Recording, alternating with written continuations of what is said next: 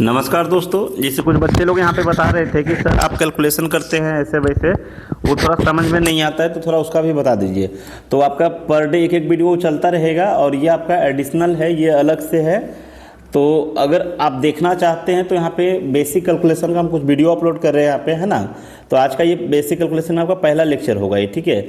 जैसे हम आपको बात करेंगे पहले इनटू का, ठीक है। कोई भी नंबर को अगर हम इनटू करते हैं तो जैसे हम सबसे पहले यहाँ पे आपको बताना चाहते हैं, जनरली हमको नंबर कभी भी दिखता है तो दिखता है जिसमें यहाँ पे आपको 64 होगा। 64 इंटू में आपका इस टाइप से हो गया 66। तो आप क्या करोगे, अगर ऐसा नंबर अगर कभी भी दिखे 72 इंटू में आपका 78, 56 इंटू में आपका 54, है ना, 32 इंटू में आपका 38।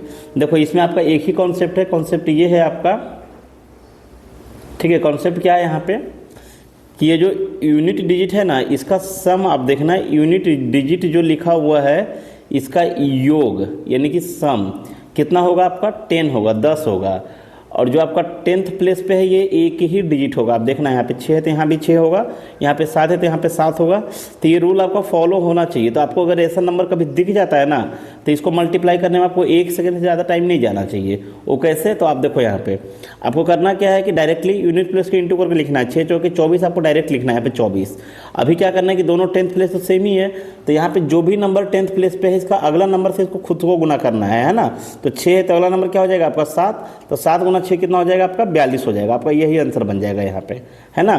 तो आप यहाँ पे देख सकते हैं जैसे 8 गुना का 16 हुआ, है ना, 8 गुना 16। और यहाँ पे क्या है आपका 7 है तो अगला नंबर 8 हो जाएगा, 8 7 56 आपका ये बन जाएगा।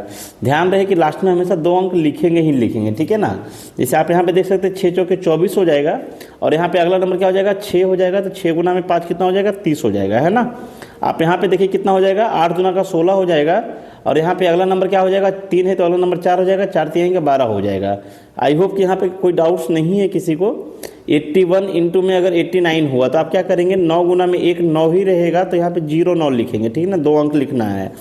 अभी यहाँ पे आप क्या करोगे, 8 है तो अगला नंबर क्या हो जाएगा 9, 8 9 72 आ जाएगा, ठीक है। सेम आपका इसी टाइप से आप देखिए,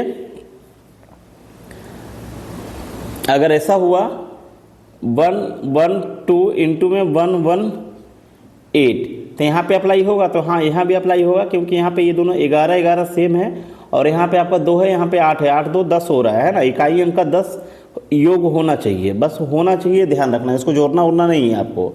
8 गुना का 16 डायरेक्टली लिखोगे आप यहाँ पे, और यहाँ पे 11 है तो अगला नंबर क्या हो जाएगा 12, 12 गुना 11। तो अब यहाँ पे भी इंटू करना ईजी, 132 होता है। तो आप आई होप कि यहाँ पे समझ में आ गया होगा ये, ठीक है। तो ये छोटा सा वीडियो बस यहीं पे रखते हैं, फिर आपको दूसरे वीडियो में दूसरा पैटर्न बताएंगे। तो यहाँ पे कुछ सवाल आपके लिए दे रहे हैं जिसका आपको कमेंट्स में आंसर देना है, सेम यही पैटर्न पे देना है, मतलब बिना पेन पेपर लिए आंसर लिखना है आपको, है ना। आप बताएंगे यहाँ पे 33 इंटू में 37 और नेक्स्ट आप बताएंगे यहाँ पे 49 इंटू में 41। ये 2 ही क्वेश्चन आपके लिए दिए है ना, 41 है आपका ये 2 क्वेश्चन है, बिना पेन पेपर का डायरेक्ट आप बताएंगे, ठीक है। चलिए आज के लिए यहीं पे रखते हैं।